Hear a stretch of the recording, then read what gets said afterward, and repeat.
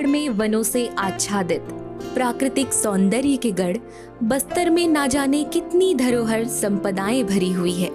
चाहे वो सदियों पुराने जंगल हो, वहाँ की आदिम संस्कृति, प्राकृतिक नज़ारे या कलाकृतियां हो, बस्तर जिला हर मामले में फलता फूलता और आत्मनिर्भरता की सुगंध चंदन की तरह चारों ओर फैला रहा है, जिसके चलते बस्तर अंचल के न केवल युवा, पुरुष और बुजुर्ग बल्कि महिला शक्ति का प्रदर्शन और कार्य सचमुच अनुकरणीय है।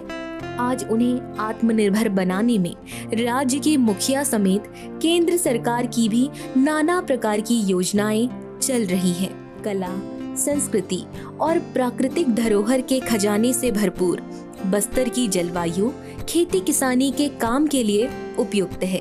यहाँ का भौगोलिक परिवेश कृषि उत्पादन के लिए श्रेष्ठ है, जो दंडकारण्य पठार का उत्तरी हिस्सा है। बस्तर में आज विभिन्न प्रकार के वैज्ञानिक एवं आधुनिक कृषि प्रणाली के साथ ही कृषि वैज्ञानिकों के सलाह से विभिन्न प्रकार की खेती किसानी की जा रही है।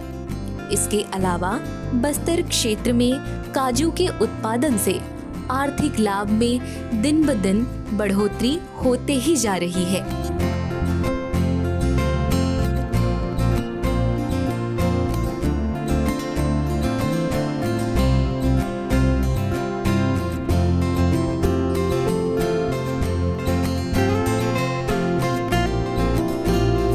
बस्तर की महिलाएं काजू की खेती एवं उत्पादन की प्रक्रिया में जोर शोर से लगी हुई है। बस्तर वन विभाग, कृषि विशेषज्ञों और आत्मनिर्भर बस्तर की महिलाओं में अथक मेहनत के कारण ही छत्तीसगढ़ में आज अन्य राज्य काजू के लिए निर्भर हैं। काजू की खेती के लिए बस्तर का पठारी भाग काफ़ी उपयुक्त है, क्योंकि यहाँ का जो जलवायु है काजू के खेती के लिए काफ़ी उपयुक्त है। यहाँ काजू का लगभग 8,000 एकड़ में इसका रोपण किया गया है। अभी इसका उत्पादन देखा जाए तो हमारे यहाँ बस्तर में काफ़ी अच्छा हो रहा है, और छत्तीसगढ़ में इसका रकबा हम देखते हैं तो लगभग 15,000 एकड़ में काजू का रोपण किया गया है। ऐसे देखा जाए तो काजू में हमारे बस्तर में लगभग 600 स्वसहायता समूह जो हैं इसका जो संग्रहण का कार्य करते हैं, पर यहाँ पे प्रोसेसिंग यूनिट नहीं होने के कारण हमारे यहाँ जो काजू का जो एक्चुअल मुनाफा होना चाहिए वो किसानों को नहीं मिल पा रहा है। अगर हम यहाँ पे बृहद रूप पे प्रोसेसिंग यूनिट लगाते हैं तो यहाँ के किसानों को अधिक आमदनी होगा और इससे किसानों का आय जो है अच्छी बढ़ सकती है। काजू के संग्रहण के बाद इसकी प्रोसेसिंग के कारोबार में 1.5 से 2 गुना मुनाफा है। काजू के उत्पादन में हाथ बटा रही बस्तरिया नोनी महतारी यानी बस्तर की नारियां, माताएं, बहनें काजू के विविध रूपों के महत्व को समझ चुकी है।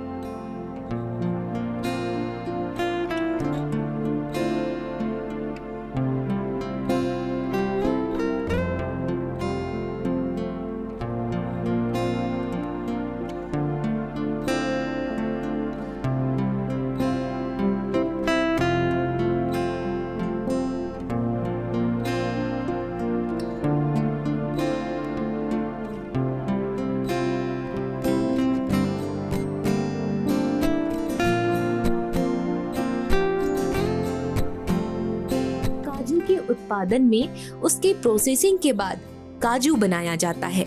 उसके बचे छीलन से तेल, कतरन से पॉलिश और अन्य बचे मटेरियल से और भी कई प्रकार की उपयोगी चीजें बनाई जाती हैं। और ये सब होने का कारण है बस्तर क्षेत्र की महिलाएं। यह परियोजना शहीद गुंडाधुर कृषि महाविद्यालय एवं अनुसंधान केंद्र में विगत 21 वर्षों से चल रही है। इस परियोजना का मुख्य उद्देश्य बस्तर और छत्तीसगढ़ में काजू का क्षेत्र विस्तार और इससे जो परियोजना में तकनीकें विकसित की गई हैं उन्हें किसानों तक पहुंचाना है। हमारे केंद्र द्वारा काजू की बहुत सारी तकनीकें काजू कृषकों के लिए विकसित की गई हैं। इनमें उच्च घनत्व रोपणी, अधिक उत्पादन देने वाली किस्में और रोग और कीटों के प्रति जो सहनशील किस्में हैं, साथ ही साथ कीटनाशकों को हम लोगों ने रिकमेंड किसानों के लिए किया गया है, जिससे वो काजू में कीटों में आने वाली जो भी दिक्कतें हैं उससे निजात पा सकते हैं। बस्तर की आबोहवा काजू की खेती या उत्पादन के लिए उपयुक्त है। यहाँ के विभिन्न कृषि वैज्ञानिक, सलाहकार, बस्तर वन विभाग, राज्य सरकार समेत समय समय पर जानकारियाँ लोगों को उपलब्ध कराई जाती रही हैं।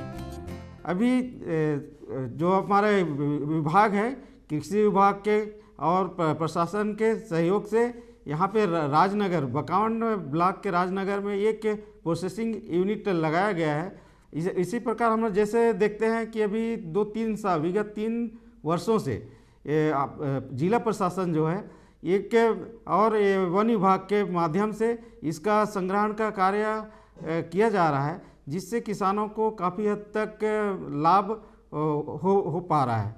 अभी काजू के खेती को बढ़ाने के लिए हमारे कृषि महाविद्यालय के द्वारा भी निरंतर प्रयास किया जा रहा है। किसानों को इसके तकनीकी के बारे में बताया जा रहा है। हमारे संस्था के द्वारा काजू की किस्में भी जो निकाली गई है, जो अधिक उत्पादन देते हैं। सामान्यतः जब काजू का देखते हैं तो इसमें पौधरोपण के बाद लगभग 5 साल में ये उत्पादन देना शुरू करता है। एक पौधे से 5 साल के जो पौधे हैं उसमें औसतन 8 से 15 किलो काजू की उत्पादन होती है। ऐसा देखा जाए तो इसमें प्रति परिवार को लगभग, इससे हमारे बस्तर में देखा जाए प्रति परिवार को लगभग 10,000 सालाना कमाई हो रहा है। ये काफ़ी अच्छा प्रयास है और किसान जो है इसके खेती के तरफ इनका रुझान बढ़ते जा रहा है। काजू की खेती के लिए कृषि वैज्ञानिक समेत इंदिरा गांधी कृषि विश्वविद्यालय के मार्गदर्शन में आज इसके वैल्यू एडिशन पर भी काम चल रहे हैं।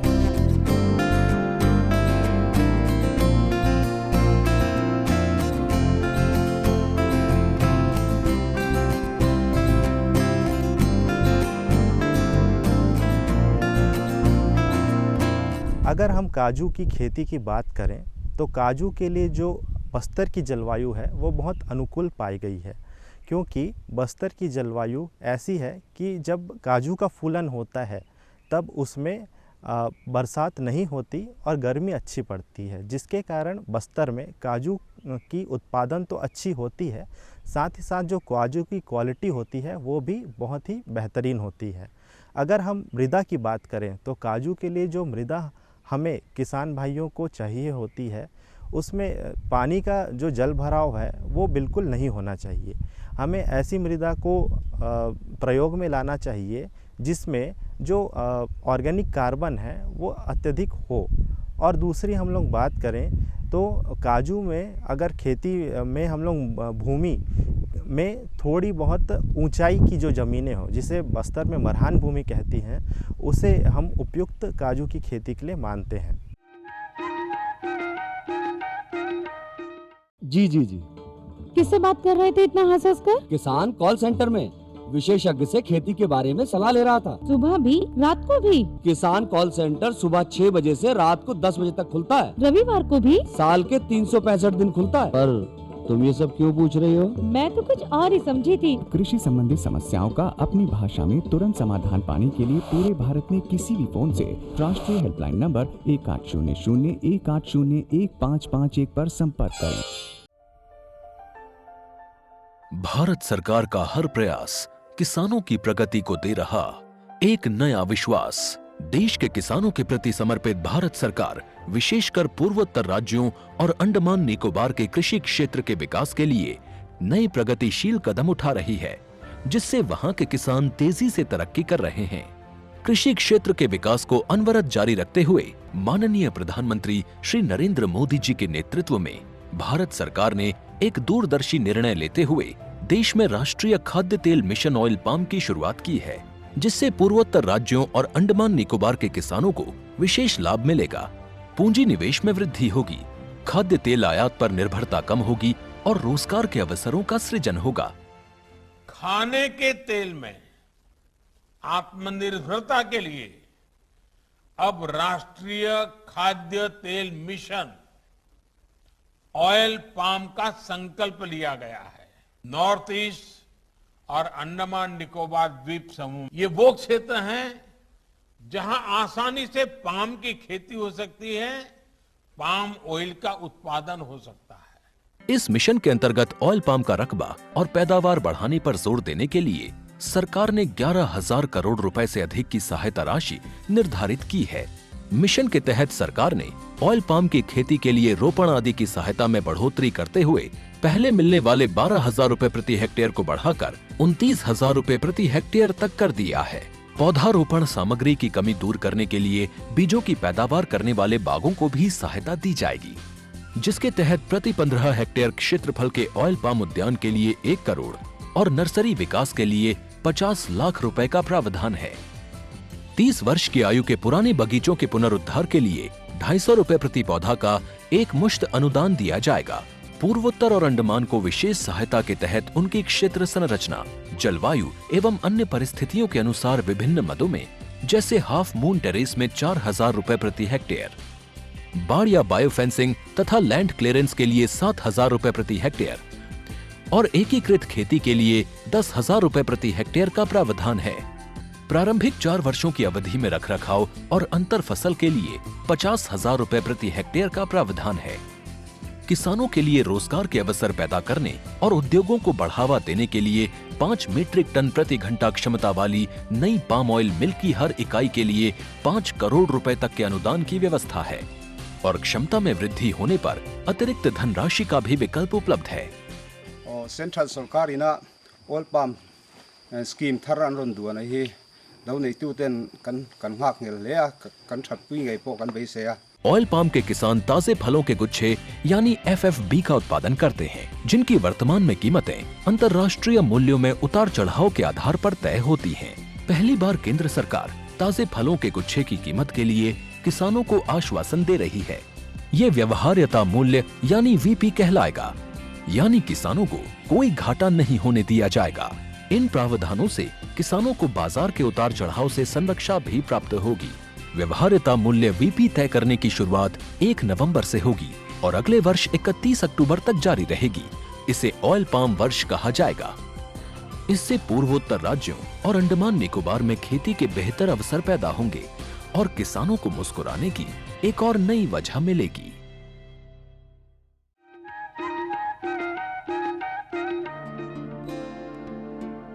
काजू का आयात निर्यात एक बहुत बड़ा व्यापार है।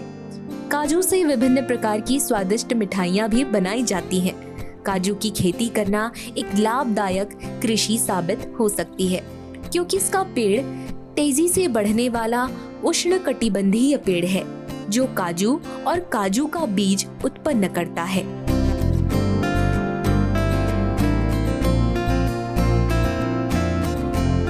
बस्तर में महिला समूह और बस्तर जिला प्रशासन एवं सरकार के सहयोग से काजू की व्यावसायिक खेती दिनों दिन लगातार बढ़ती ही जा रही है। बाजार में इसकी मांग हर दिन बनी ही रहती है।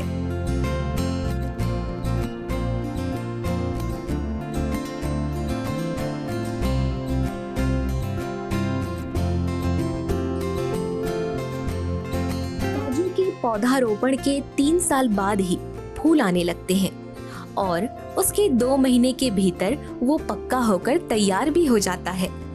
काजू में अगर पोषण प्रबंधन देखा जाए तो यह ऐसी फसल है जिसमें कम पोषण में भी अधिक उत्पादकता पाया जा सकता है। यह ऐसी हर भूमि में लगाया जा सकता है जहाँ पे ज़्यादा कुछ उत्पादन नहीं लिया जा रहा हो, जैसे कि पथरीली मरहान भूमियाँ और जो भूमियाँ जहाँ पे मुरुम की मात्रा बहुत अधिक होती है।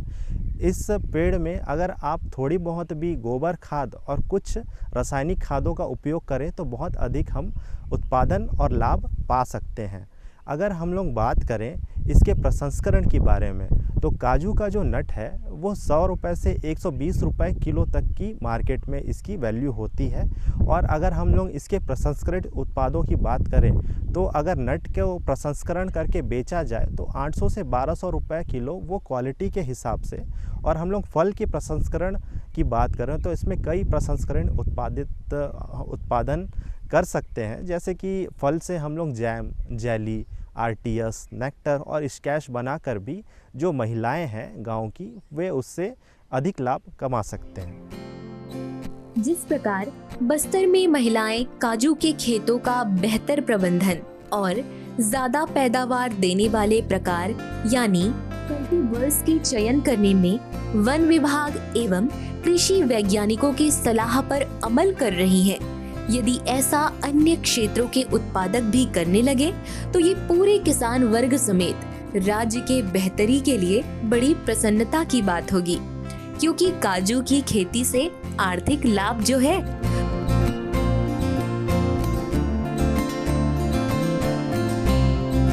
काजू की कई उन्नत और हाइब्रिड किस्में उपलब्ध हैं, जिसे क्षेत्र की जलवायु को ध्यान में रखकर उचित सलाह से या वन विभाग से काजू की उपयुक्त किस्मों का चुनाव किया जा सकता है। साथ ही पौधारोपण के मौसम, जमीन की तैयारी, पौधों से पौधों की दूरी, सिंचाई के लिए खाद, उर्वरक, इन सब से जुड़ी तमाम पहलुओं की जानकारी किसान भाई बहन वन विभाग या कृषि वैज्ञानिकों से संपर्क करके आसानी से उपलब्ध करा सकते हैं या जानकारी इकट्ठी कर सकते हैं। हमारे केंद्र द्वारा काजू की एक किस्म इंदिरा काजू एक विकसित की गई है, जिसकी उत्पादन क्षमता 15 से 20 किलोग्राम प्रति पेड़ है। साथ ही साथ हमारे केंद्र ने कई किस्में जो विकसित की गई हैं अन्य केंद्रों द्वारा, उसे भी हमारे क्षेत्र के लिए रिकमेंड किया गया है, जैसे कि वेंगुर्ला 4 जिसकी उत्पादन क्षमता 20 किलोग्राम प्रति पेड़ होती है। साथ ही साथ वेंगुर्ला 9, बपटला 8, K22-1 और H130 किस्में भी हमारे क्षेत्र के लिए उपयुक्त पाई गई है। काजू की खेती के लिए जलवायु का अनुकूल होना एक प्रमुख तत्व है, जिसमें बस्तर का क्षेत्र प्राकृतिक रूप से आशीर्वादित है। इसीलिए उचित सलाह एवं मार्गदर्शन से बस्तर महिला समूह आज काजू की खेती से आर्थिक लाभ लेकर मिसाल बन रही है, जिसमें लगातार बस्तर कृषि एवं वन विभाग उनके सारथी की तरह साथ निभा रही है और आत्मनिर्भर भारत के महिलाओं को आत्मनिर्भर और आर्थिक रूप से सशक्त बना रही है।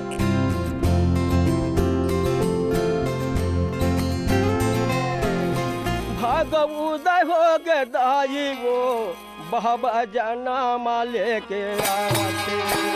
भागव उदय हो के दाई वो बाबा जाना माले के आते। पुना उदय हो के मैया हो बाबा जाना माले के आते। भागव उदय हो के दाई वो बाबा जाना माले के आते। ये बाबा जाना माले के आते वो दाई गुरु जाना माले के आवते। बाबा जाना माले के आवते वो दाई गुरु जाना माले के आवते। पिया हो बाबा जाना माले के आवते वो दाई गुरु जाना माले के आवते। बाबा जाना माले के आवते वो दाई गुरु जाना माले के आवते।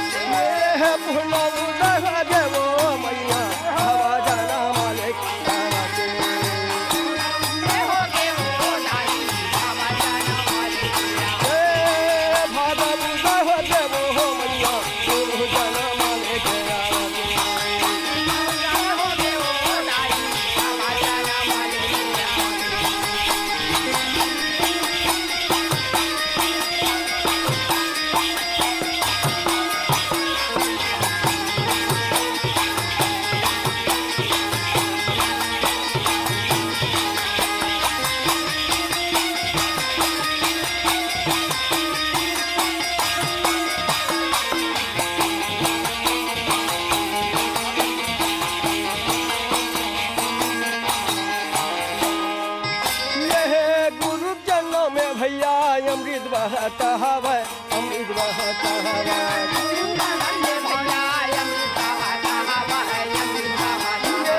बाबा चरण में भैया अमृत बहता हवा, अमृत बहता हवा।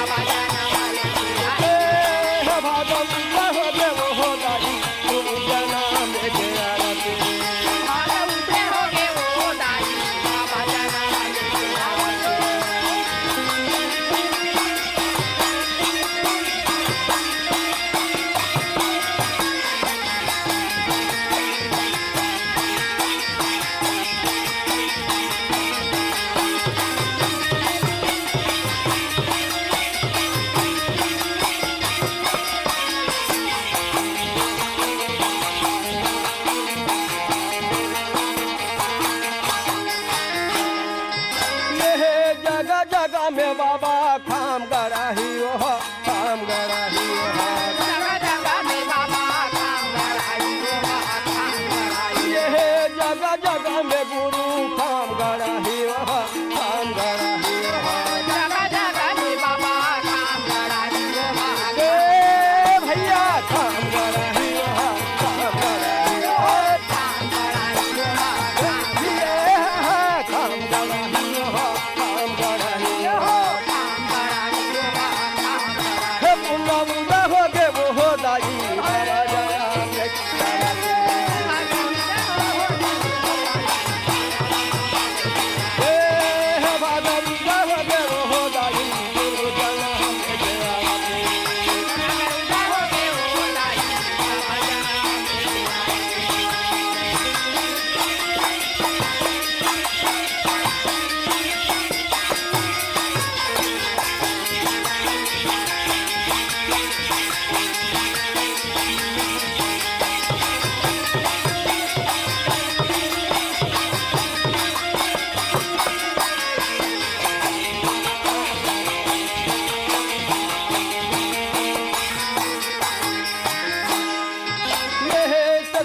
महिमा बाबा देखाही हो, गुरु देखाही हो।